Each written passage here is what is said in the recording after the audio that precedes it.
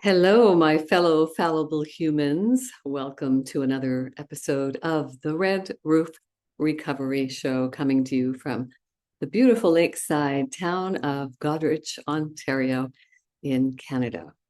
Red Roof Recovery offers courses, programs, and retreats for better mental health and addiction recovery.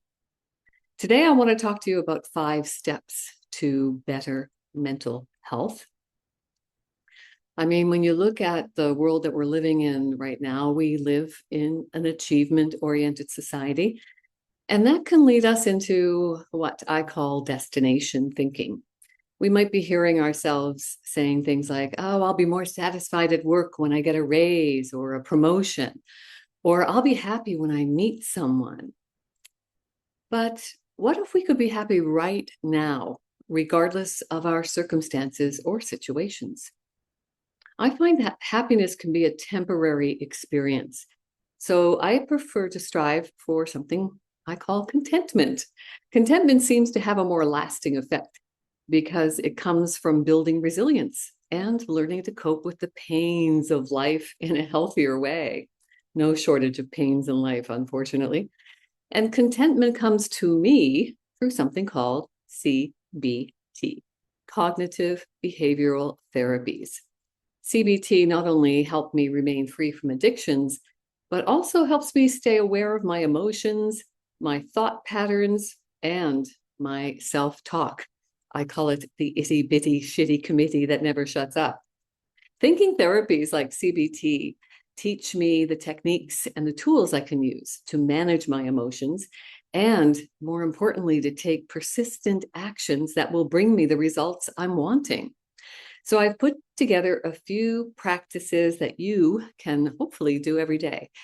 Just a few things that will help cultivate contentment in your life. Number 1, practice the pause.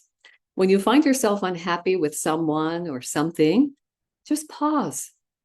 Take just a moment, put in some perspective, and accept life and people as they are.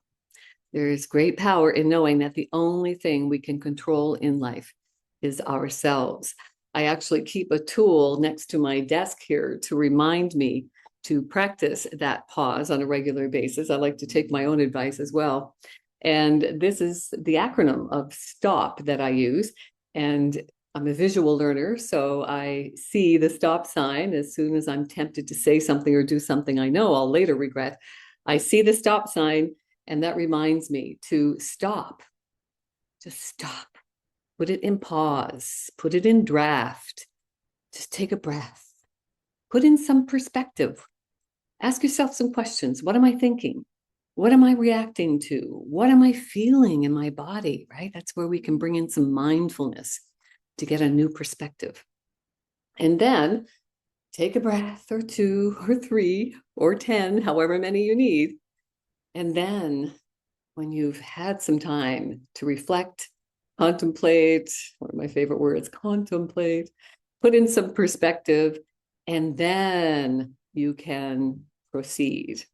So you're putting in perspective, you're asking yourself, how would someone else be seeing this?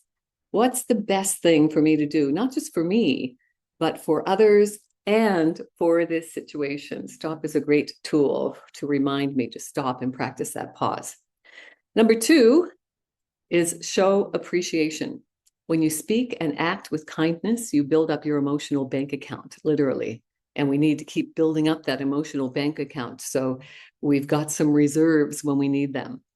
Number 3, one of my favorites, stop buying stuff. Stop buying things that you don't need. When we feel the urge to buy something, think about whether it's a need or a want.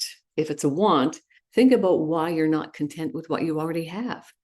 When we feed instant gratification, we learn to cope with life in a lazy way. When we can postpone gratification, we're teaching our brain to be resilient, and then overcoming those urges and cravings and all those unhealthy things, that will become easier. What we practice grows stronger. Number 4, learn to enjoy simple things. Doing this is so much easier when we live in a town like Goderich, Ontario, Canada. I know I've got Lake Huron within walking distance of where I live. but just take a walk around wherever you are. Walk around museums if it's bad weather. You can get inside. Most museums are free, I think. Go to the library. That's definitely free. It's a wonderful resource. They normally have nice environments where you can sit and read or just sit and contemplate. These things are free and they often bring more fulfillment than things you can buy. And finally, number 5, mindfulness. Live in the moment. Waiting for a day when our lives are going to be less busy or less stressful may never come. So when we can focus on the positives of today rather than dwelling on the past or worrying about the future, it just brings us into the present. Contentment is simply appreciation and acceptance for the way things are right now. For me, contentment is a feeling that ripples through all areas of my life, so I no longer need to escape from my life. Sounds easy. Well, it can be easy with practice, patience, and persistence. My name is Tanya McIntyre. Thanks so much for being here with me. And if what I say to you resonates, please share it with someone you love and reach out to me if you'd like some help with anything to solve a problem. Normally, we can solve problems in a 15-minute complimentary call. So reach out and say, yes, I want some help, please. And I will look forward to connecting with you. May the force be with you. And remember, you are the force.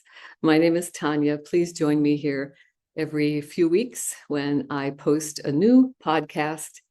And normally we're talking about things we can do to remain free from addictions and also to maintain our better mental health. Bye for now.